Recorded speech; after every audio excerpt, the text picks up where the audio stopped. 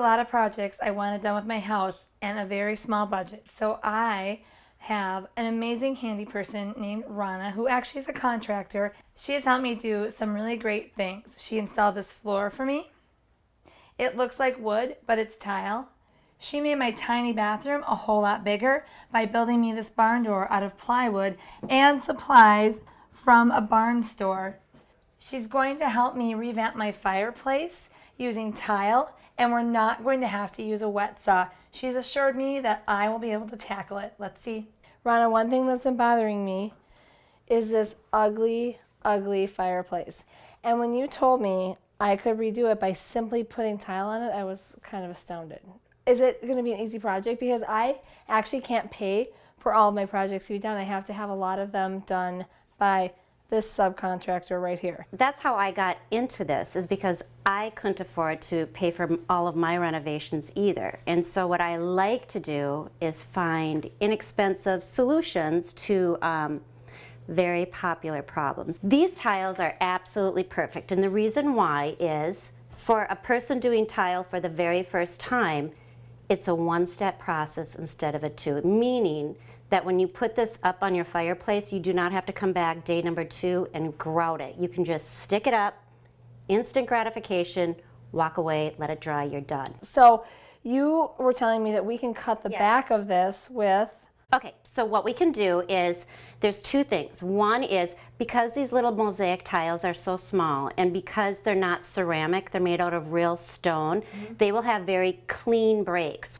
We can turn it around and cut most of the lines with a razor. Okay. And we can get pretty accurate. Like, you can see that this used to be a 1-foot tall tile, but when we looked, we only wanted this length. And they're all interlocking, so we'll butt them up next to one another. But really, all you have to do is cut this one to length. When we get to the corners, there are going to be a couple of tiles where we'll pop a tile off. We will mark it with a pencil where we want the line to be on the edge. Okay. And we'll put it between 2 vice grips, and it'll just be like a graham cracker or a cracker. It'll just...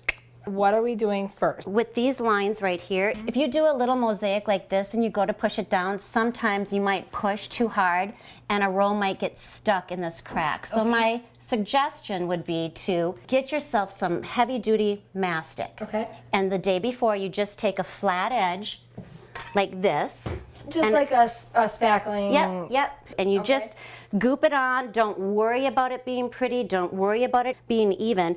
You come over to, like what you've done over here, is you just put it on, and you just, it doesn't have to be perfect. You just apply it and kind of fill it in a little bit. It'll give it a little bit of support. So it's basically, I'm trying to fill in these holes, so 1, I don't press into it, and 2, I'm just giving more area for my tile to adhere to. Perfect. That's exactly it. And you let that dry overnight. Okay. Once that's dry, then the fun begins. And you come back day 2 and you can put your tile up and you can see exactly what it's going to look like. So I have put some mastic on this area. Should we put a first tile on? Because I actually have never laid a tile in my life. Can we start and see what that's going to be like? No, I'm just kidding. No, we cannot. Yes. Calm, cool, and collected. This is how we do projects here. So should I just start at the bottom right here? Okay, the only reason why I thought it would be smart to start at the bottom is, since we're not cutting precise cuts, if we come up here and there's a little bit of gap right here, we can always drop the second layer down a little bit to cover it. So that was my reasoning.